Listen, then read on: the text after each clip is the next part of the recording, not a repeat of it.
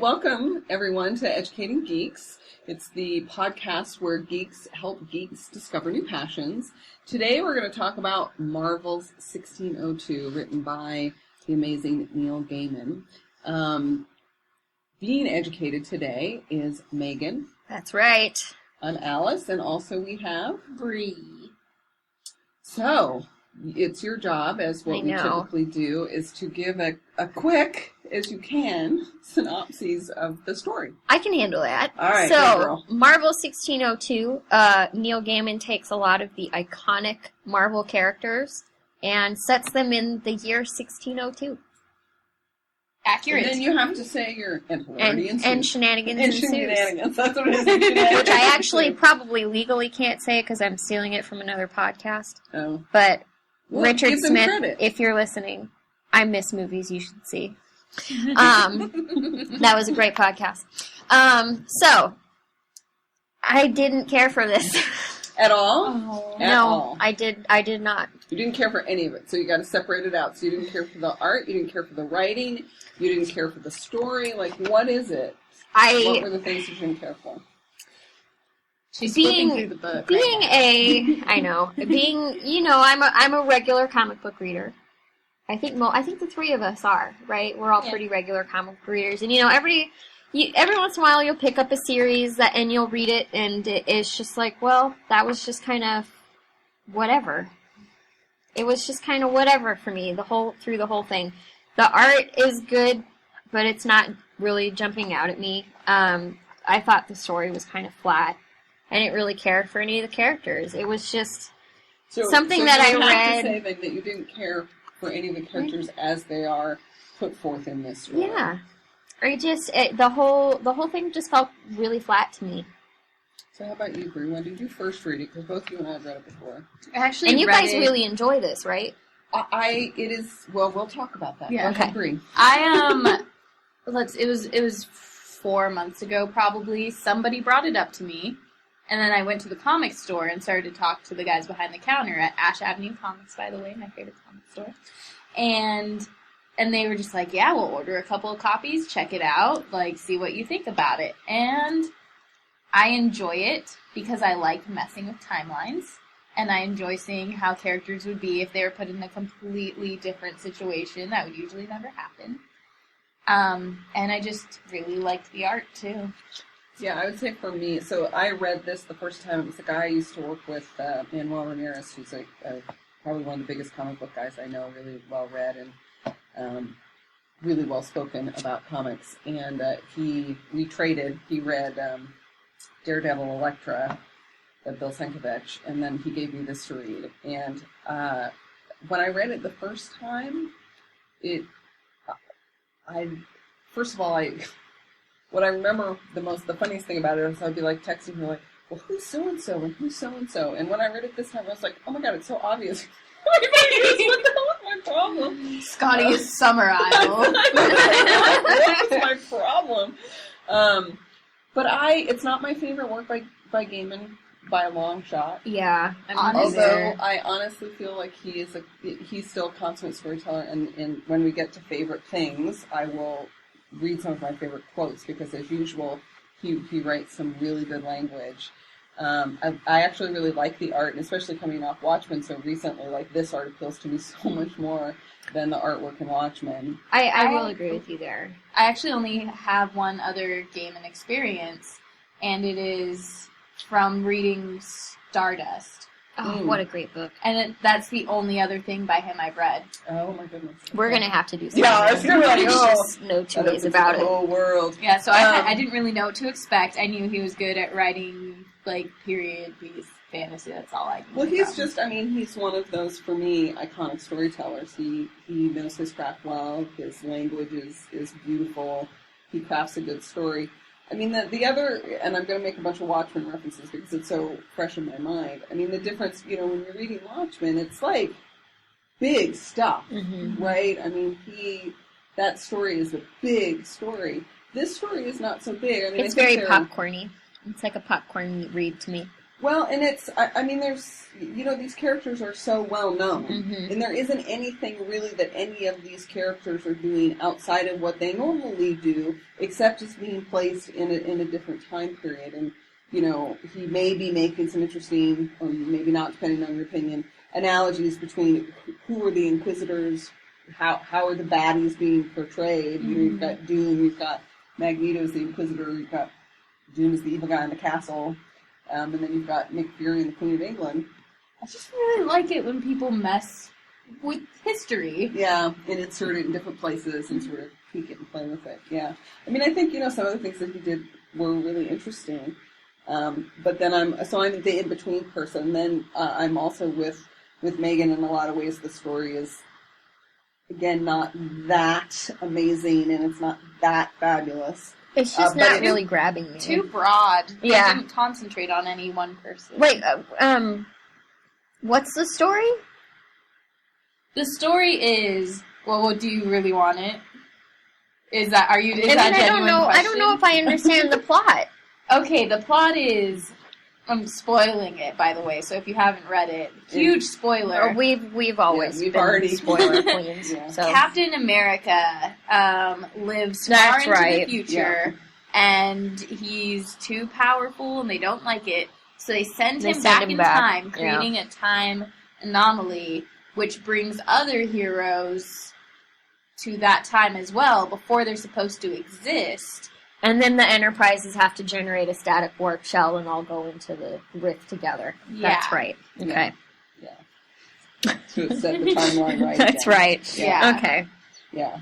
So, I think I had... time is wrong. I didn't really understand what was being built towards... I think there was too much going on with, hey, look at this character in 1602, as opposed to what's driving me to keep turning the page. Exactly. I had a problem all these with theories on how these characters would work in a different time. But then at the 11th hour, we get Captain America, and you're like, oh, okay. Yeah. Now we know what's happened. And the whole time, that was really distracting to me, too, because what is his character's name? Well, it's pronounced Rogers. It's just spelled like it's pronounced Rojas. Yeah. But it's Rogers. Yeah, I mean, I was trying that whole Blonde time. I was Indian. like, who is... Yes. I should know who this Blonde is. American. Who is this? And then they revealed it, and I was like, I'm such an idiot. Because, duh, he came from America, and he's blonde. Yeah. He's American. Yeah. I was very distracted. Also, he's huge. He's huge. Like, Compared to everyone else. And at one point, he throws something to take someone Yeah. down, and I'm like, I'm stupid. yeah. Well, and I would have to say, for me, the story and being able to keep track of what's going on. You've got the Templar bringing back the thing, and I mean, perhaps he gave him the credit, perhaps not. He does find amazing ways to weave in like an enormous amount of multiple characters. Into this story. There are a ton of characters, There are a ton. which may be one of its detriments, I think. The Fantastic Four were definitely my favorite, and we don't get to see much of them, but Yeah. I thought My that was the favorite most line interesting. is actually from the Fantastic Four. But the second read was better for me because I wasn't as distracted by trying to figure out who all of the characters were and was able to. And then again, it's these characters not only very well known and what they do is very well known. The concept of the whole X-Men shtick about genocide, I think today. Yeah. The wiping out of the people who are special and The forced removal of an entire people. Right, and aligning that with the Spanish Inquisition and all of that kind of stuff is interesting, but it's not the story. that interesting. Like, it's not that far of a stretch. It's not, and unfortunately, the X-Men, that story is so overtold. You're kind of, oh, that's right. We're going to have the fight between, are we going to wipe out the X-Men or not? The special people. Mm-hmm. It's kind of not that new. It's just presented in a new way. Yeah. Which, in some ways, I found interesting. I think the Spanish Inquisition is an interesting witches, the witch breed. I think is an interesting parallel. Yeah, it was a very interesting time in history. Yeah. They probably could have done any other comic about that time in history, and I probably still would have read it.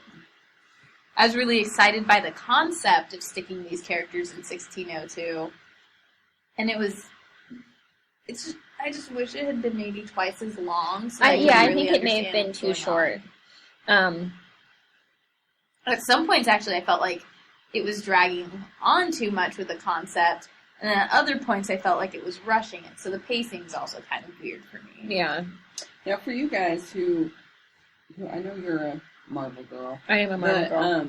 One thing that this actually, because I didn't read him when I was reading Marvel, was Doctor Strange.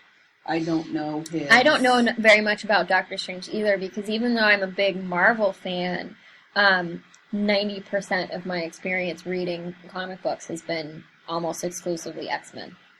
And that's what I really wanted to. I was like, "Ooh, I like this Doctor Strange guy. I need to go back and read some I of his don't know much storylines." about Strange. I don't know much about Doom. That's what I liked about this. It introduced a lot of characters who I was like, who is that?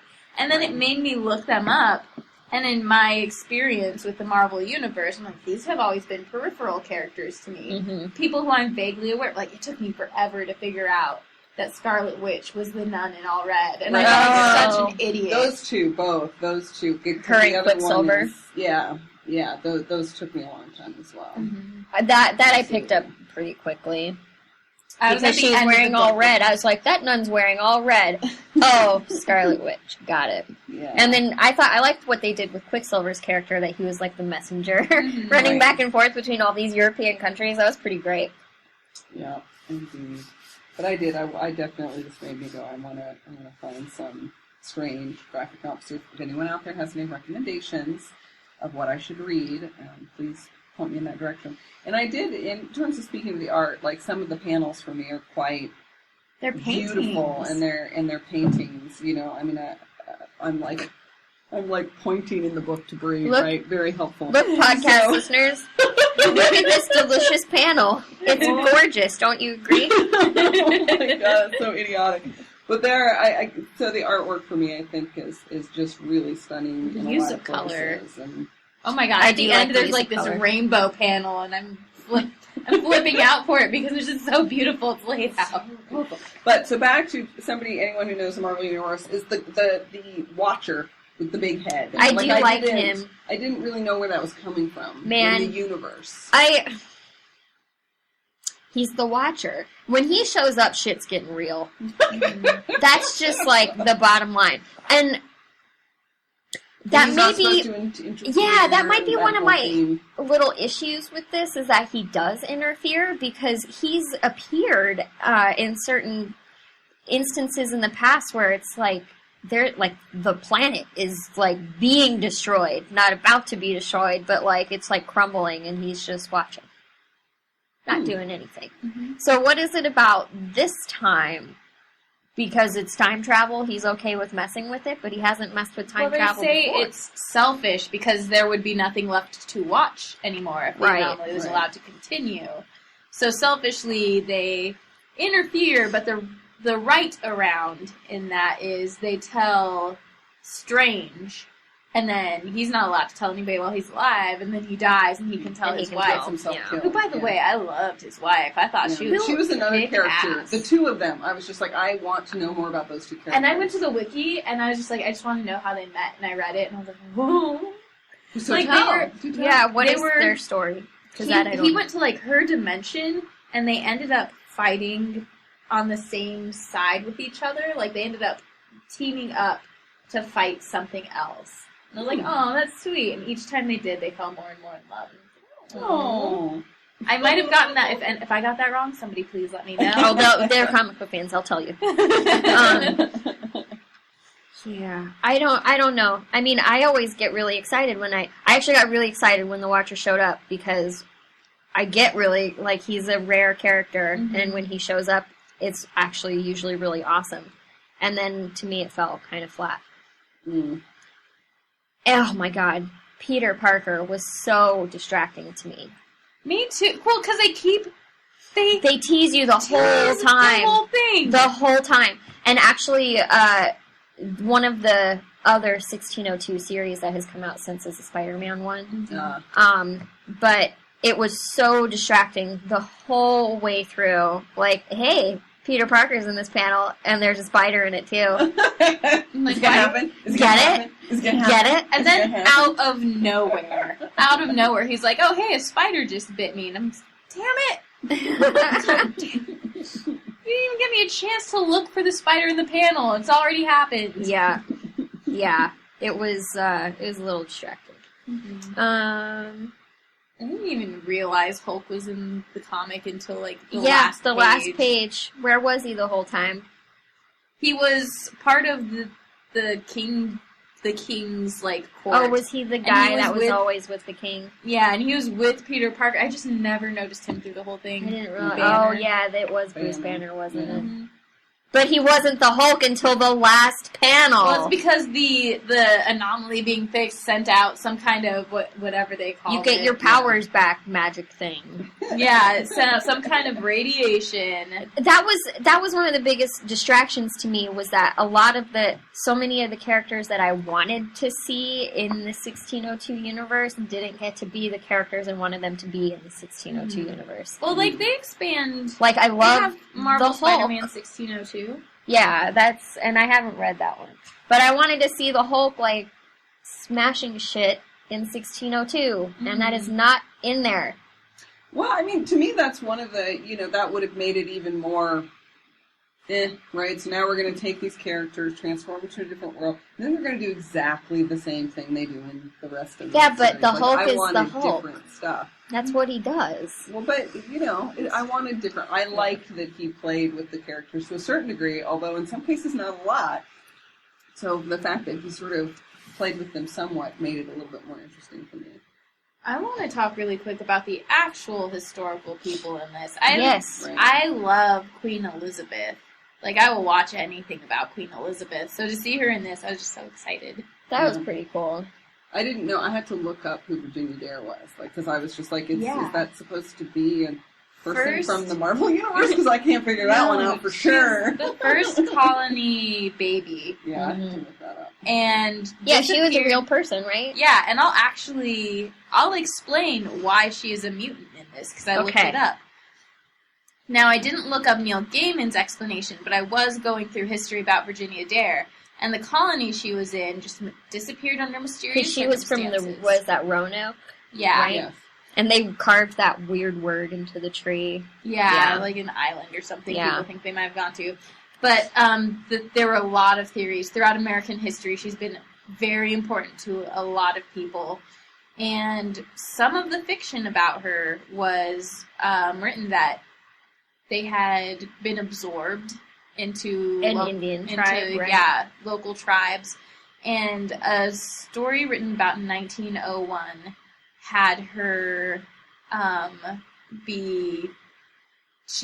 witch doctor had fallen in love with her, and when she spurned him, he turned her into a white doe. Oh. And then her lover from the tribe shot her with a silver arrow, and he didn't realize it was her, and then she turned back into a person. So I guess in the Marvel Universe, he turned her into one of the first mutants. Yeah. And that's referenced. We're looking at a panel again, people. Sorry. In the last chapter. And I would give you a series. page number, but it doesn't have any. Sorry. What issue is that in?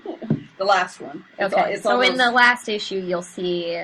Yeah. So there's her as the white doe. So around the time that Neil Gaiman was writing this, it was like 100 years after this other story had been written. So he kind of made her one of the first mutants. Captain America realizes it, and that's when he just starts to completely mess with history.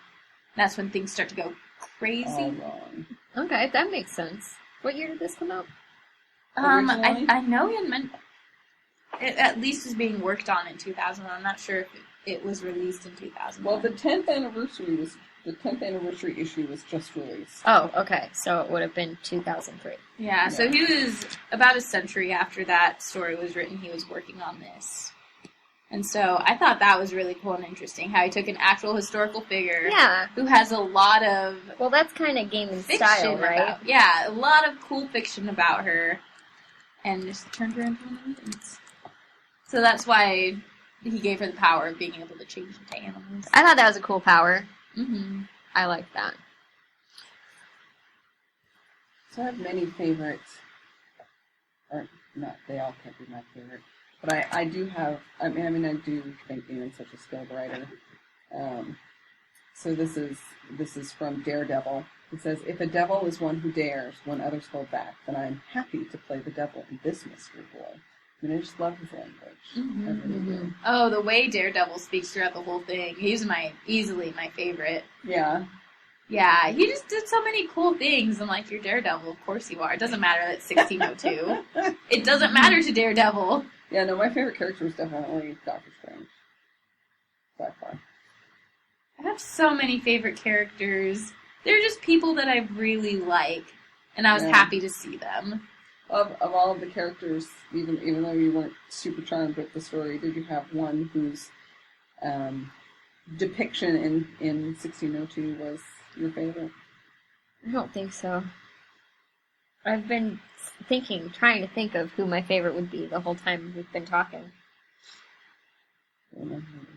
I did actually kind of like Fury also, I must say. I think I thought what I really wanted to know more about was what was going on with the Fantastic Four.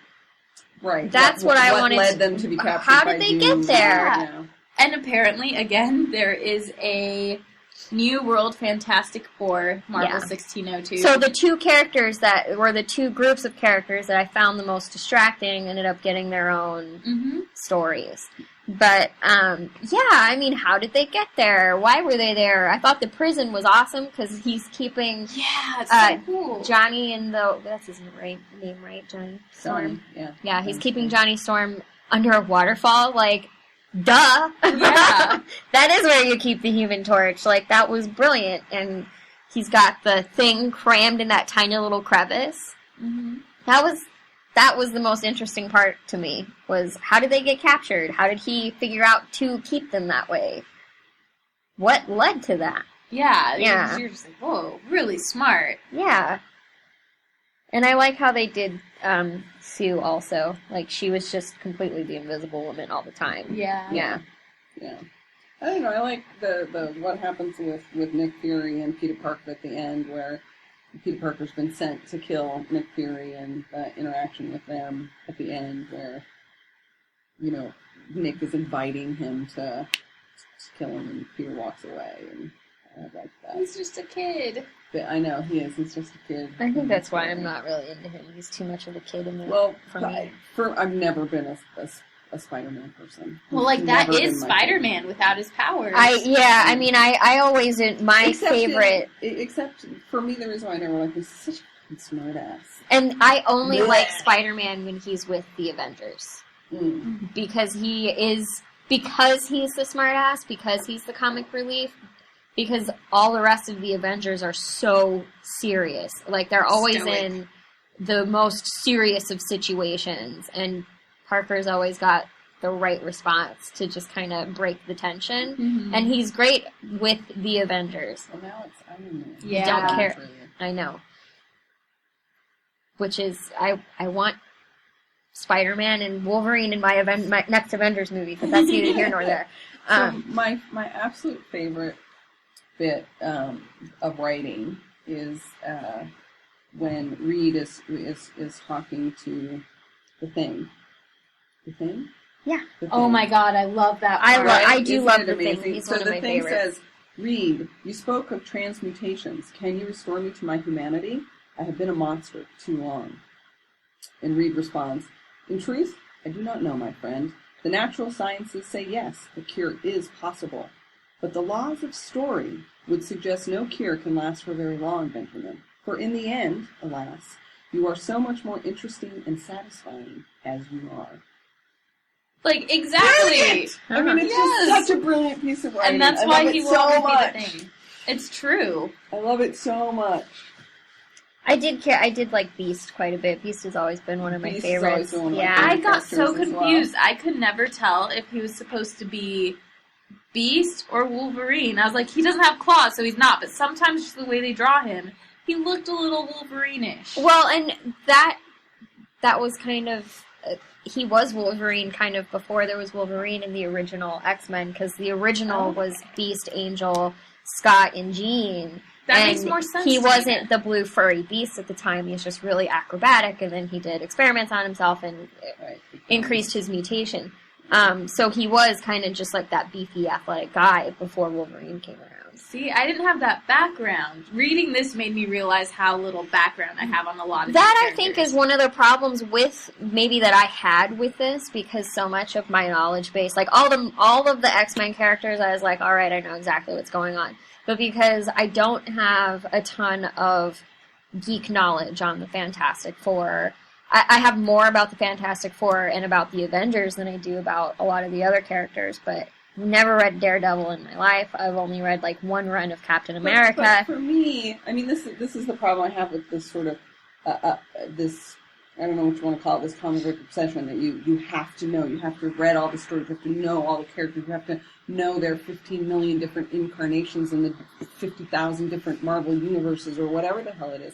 If it's a good story, I do not care. If it is a good, well-written, well-plotted story, you should be able to engage in it. You may not get all the answers. It's the same way in a movie, right? You may not get all the answers. All the subplots may not make sense to you, but you should be engaged in the story that's being told. And anytime there were characters that I don't have a lot of background knowledge on, I didn't understand the context for a lot of the conversations that were taking place. And I did find it a better read the second time through, for sure. Yeah, and I didn't get a chance to reread it before we met today, which I had wanted to do, but I think comic books have a tendency to suffer from what I like to call soap opera syndrome, where characters will just start talking about stuff that happened 30 years ago, and the only way for you to know what they're talking about is to have been reading 30 years ago. Well, you see, my reaction to that would be when my sister Liza was watching soap operas, I could not watch for a month and come in and be like, oh yeah, I know what's going on. I totally get it. I totally, it was totally not important for me to have been watching consistently for that long. Part of the reason is because of how soap operas are framed. They fill airtime with backstory.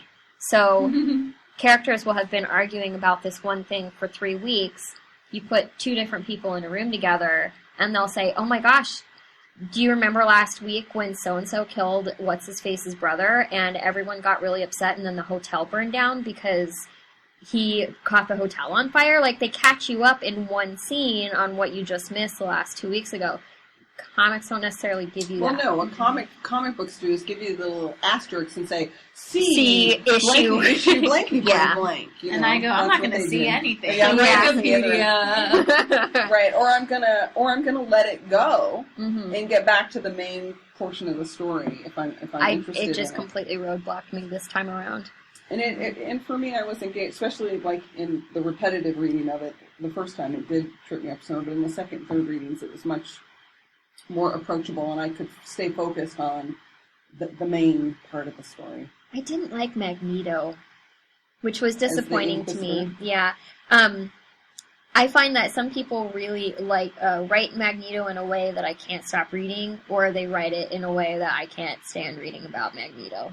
And this was one I just didn't care about Magneto at all. And he was one of my favorites, but I would say didn't really like him this time. The key word for this comic for me is distracting. There's a lot in it that's very distracting. That being said, I liked history, and I like the paintings. I like all the purple in this. There's a lot of purple, which I feel like is a color that doesn't get used very often in They comics. use a lot of purple and turquoisey green. Yeah, and I the love coloring in this is fantastic. Oh my gosh, and every time they do a close-up of Virginia's eyes, I'm just like, so cute. So beautiful. So beautiful. Yeah, for sure. What are some of the other things you guys loved about this? Let's see. Oh no, she just turned to the page with dead Queen Elizabeth. I can't. I liked what they did with Jean Grey in the sense of, during this period, she's dealt with very much like a Twelfth Night character in Shakespeare, for example, where she is a woman dressed as a man, although in Shakespeare's time it would have been a man dressed as a woman, but in Twelfth Night it's the other way around, where she's dressed as a man. So I thought that was a clever, but I mean, there's many things about the history that I think he pulls in very cleverly applies to some of these characters. Oh, and it was very, like, that whole plot line is very interesting because, what's his name? The angel one. Angel. I always think that's wrong. I always just want to call him Angel, but I'm like, no, it's a vampire. But Angel, No, he's pre-vampires. yeah, but they deal with it like Angel has a huge crush on Jean and doesn't realize that Jean is a woman, and him and I did like that, yeah. Scotius, which was my least favorite name. That is the worst It was the worst. Ugh. But yeah, Scotty gets all jealous. Yeah, and he's just Which like, I thought was perfect. yeah, oh my god. Very to character. Because I'm always ragging on Cyclops. And he's so jealous of everything all the time. He's insecure. Stick up. I'm not going to finish my sentence. But I really just liked how it was handled. Because for a second I thought they were going to brush it aside. Yeah. And then they come and they back directly to it. address it. And directly address it. And he's like, I thought she was a dude. Angel says, I thought she was a dude. And I was totally crushing on her. Yeah. And Scott goes, oh. Stands there with an open mouth is really what it looks like. Yeah, what's the line? Like, he said, I loved that guy. Or something like, it wasn't guy, obviously. So you have every right to have been jealous because I was totally in love with that boy. Thing. Yeah. He gets so jealous so fast, too. That's totally Cyclops. I love how in this she's like, don't give my body, when Jean dies, she says, don't give my body to the sea. Okay, let's drop her body in the ocean, guys. Yeah, they're like, ignore what she... We'll burn you up before we put you in the sea. That's what we'll do for you. Like, I guess they tried their best. Yes. He says, I was a fool, a jealous, witless fool, and I, with all my heart, I apologize. Please don't. Do not accept my apology. He gets his honor. What? I apologize. You got to accept it. If you wish me to, I shall. But you have nothing to apologize for, sir. I was truly deceived, and I thought that Jean Grey was a man. But I do believe that I was in love with that young man. Now, we have a job to do. Good day, sir. And then you have Scott looking up. What? Like, the most stretch and bend I've ever seen a face in this whole comic. What? I do quite like Angel. He's always been one of my favorites. He's a very romantic character. They really messed him up in that Angel third movie. X-Men movie that doesn't exist. That's right. Yeah. Which was so disappointing because Ben Foster I thought was a good choice for Angel, but they didn't do very... Could have done so much more with him and... Well, I think your confusion what to call him is because he's also called Archangel. Because of the whole plot line that involves the Four Horsemen of the Apocalypse. Because that's how Marvel rolls. But, yeah, I like Angel. He's like super pretty soldier Sailor Moon. He turns all blue and has metal wings. It's pretty awesome. And now he can just choose if he's going to be sexy with white fluffy wings or blue metal wings, dude. Unless they're not doing that anymore. Like some of these characters, some of the smaller characters that I wouldn't know who they were. Do you have a master list there? I do. Oh my So gosh. like Dum Dum Dugan from I do. Captain America. I like totally. I love over Dum the Dum head. Dugan. War Machine is in there. What? War Machine is in there? War Machine, General Ross, who I'm assuming are both Iron Man characters. Iron Man is Lord Iron, who gets mentioned. I caught that. Dr. Octopus is Baron Octavius. Mm-hmm. Kingpin is mentioned. Green Goblin is mentioned. Foggy Nelson, Harry Pym, and Wasp, two characters on the. Oh, I know about Wasp. Oh, yeah. Yeah. Isn't Wasp a member of the Avengers? Well, if she's a Marvel character, she's been on the Avengers. Yeah. Battered wife. She's married to Ant-Man, right? Yeah. He's a jerk. There's an Ant-Man movie coming out. I hope they represent him as the jerk he is. I hope so, too. That story gets, like, serious, like, spousal abuse, like, sad. I wonder what they're gonna do. Sorry, audience, but my face right now. I wonder what they're gonna do. Just very concerned. I am. Very, very concerned. Indeed. I do love the cover art. Oh my gosh, yeah, with I all love the... cover art with the... I'm sure it's a technique. Art style called? It is. It's a technique. It's not cross-hatching. It's when you use a bunch of lines... I'm sorry. Obviously, you're drawing. You're using a bunch of lines. it's like wood carving, like stamping. making it look like a wood Yes. carving. Yeah. And I'm sure somebody Like wood artistic would stamping know art. what that's called. But they're really beautiful. Mhm. They're really, I love the one with the face of the tongue, with the thing coming out of that mouth. I think Yeah. that's probably one of my favorites. And I really like, Alice has the hardcover edition, and I really like the character spread out that they have on it. Mm. Yeah, I got the 10th. I bought the 10th Because it's different than the internal art, obviously, usually it is, Yeah. but it's so different. It's so cool to see them interpreted in a very classic way. Yeah, the 10th That's why. anniversary That's is- part of the reason why I was so disappointed with the Hulk not being the Hulk in it. Because in that last panel or on the last page, he looked awesome. He looks so cool. He looks awesome. Yeah, the Hulk's never been really my favorite. I don't know why. I for a long time as a kid, I thought I don't like the Hulk, and then I've read some Hulk stuff, and he has some of the I've heard best he's had stories. some good stories. He's had but some amazing he's stories. never Some of the been best writers have been on the Hulk. I feel so dumb looking at Rojas spelled out and realizing it's Right, Rogers. Yeah. I'm so I spent disappointed so in many myself. panels It's looking like- at that, like, what Why is he does blonde? that? What does that say? How am I supposed to pronounce it. that? It's like Who fragile. is that? I should be able to figure this out just from the name. He has to be Why somebody. can't I figure this out? Yeah, that was like my thought process the whole time. I don't know why that eluded me so much. It just did. It just did. And I should have known. I know. What's that scene where he, like, foils an assassination attempt and he throws... He throws something. What He does throws he like a throw? shield, I think. Yeah. Oh my Right. god, And are you kidding me? How did I Iconic. not make Yeah, that connection? Yeah. He Yeah. throws a flippin' shield. He throws a shield. Yeah. Oh no, it's a tray, but it's a But rounded it's- tray. Oh, Yes. He's essentially Close doing enough. his thing as God. Captain America. Right? God, I'm so It's a metal dumb. disc. It's yeah. Did you guys come up with any drinking game rules? Yes. You have to ask. You have to ask. Of course, Brie came up with drinking game rules. Okay, Brie, go. She's our go-to girl. Easiest one is take a drink every time you realize who a character is. Oh, For yes. sure. Because it's probably going to take you a couple pages. You'll be like, ah, shit. Addendum, take a shot if you feel stupid about how long it took you to realize about said character. Yeah, mine Yeah. is the flip side of that is you have to take a shot when you're talking to someone, right, because you're carrying around a bottle of whiskey with you or something. Goes like, oh yeah, did you know so-and-so was such and such a character? And you're like, shit. It's like being iced. We're all just going to have flasks with us. That's right. Educating Geeks flasks would be the coolest thing Oh ever. Oh my god. That would be good. I want one. Me too. Okay, do you have one?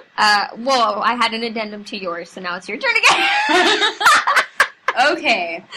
I have take 2 drinks if you just have no idea who someone is supposed to be, which is also piggybacking off of our Yes, original. yes, We yes. have a lot of questions. Okay.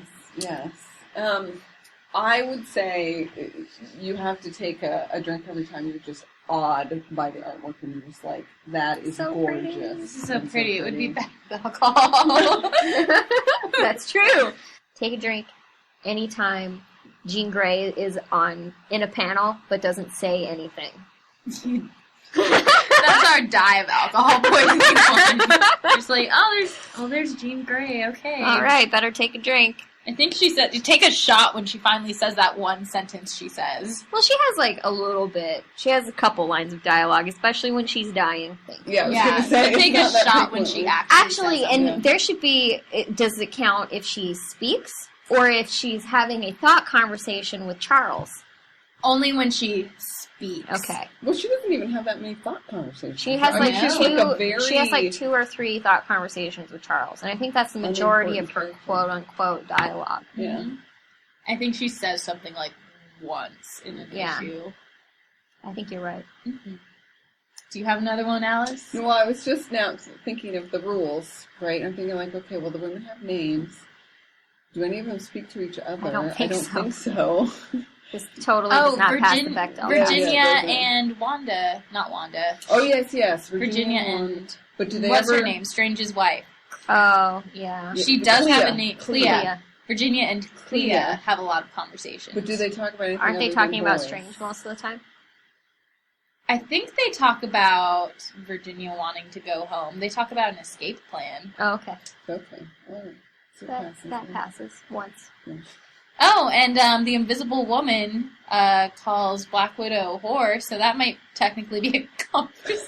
I don't know. I don't think that's a conversation. Yeah, take a Calling shot. someone a whore has implications of men. Take a shot when the Invisible Woman calls Black Widow whore. Because it was just so shocking. It was. It was. I was like, wait, what's happening? Poor. Yeah. So, Do you have another rule? I have a couple more. Okay. thank you, Bree. Maybe you'll inspire us. Take a drink every time someone is supposed to die and the odds are stacked against them. And they live. It happens so many times. Oh. There's so many instances in which you're like, that person's dead. There's no way. And then they're okay. And then they're fine. You should take a shot for the Watcher showing up. Yes. That should just be a standing comic book rule if you're reading Marvel. And any more rules? I have one more. Go. All right, you take the last Take it one. home. Take it home. Take a shot when you see Strange's head fresh from that brandy bath. Yeah. That was pretty gross. And it would be especially good if you were drinking brandy. Oh, good call. Mm-hmm. I do enjoy a good glass of brandy every once in a while. Especially if it's been I cook bathing with brandy. Strange's head. Right. Not drink that. No, No. no, I would not drink that. It'd be all hairy. And a standing rule for everything should be take a drink anytime someone else drinks something. Wow. Wow, we are really going to get wasted on all of our drinking game rules. Mm-hmm. That's the goal. It's not a drinking game until someone's throwing up. Alice is Sorry, like, Alice. I thought those days were behind me. Yeah. They are behind me, actually. I'm too old for that shit. Thank you so much for listening to our Marvel 1602 episode. Hope you enjoyed it. Don't forget that you can find Educating Geeks online. We're at educatinggeeks.com. And you can find us on Facebook, Twitter, Google+, Tumblr. Yeah. I think that's everything. Just search for Educating Geeks and you'll find it. Yeah. And we've got a couple more shows coming up for the end of season 1. And hope you guys have a great day. Thanks for listening. Yeah. Bye-bye.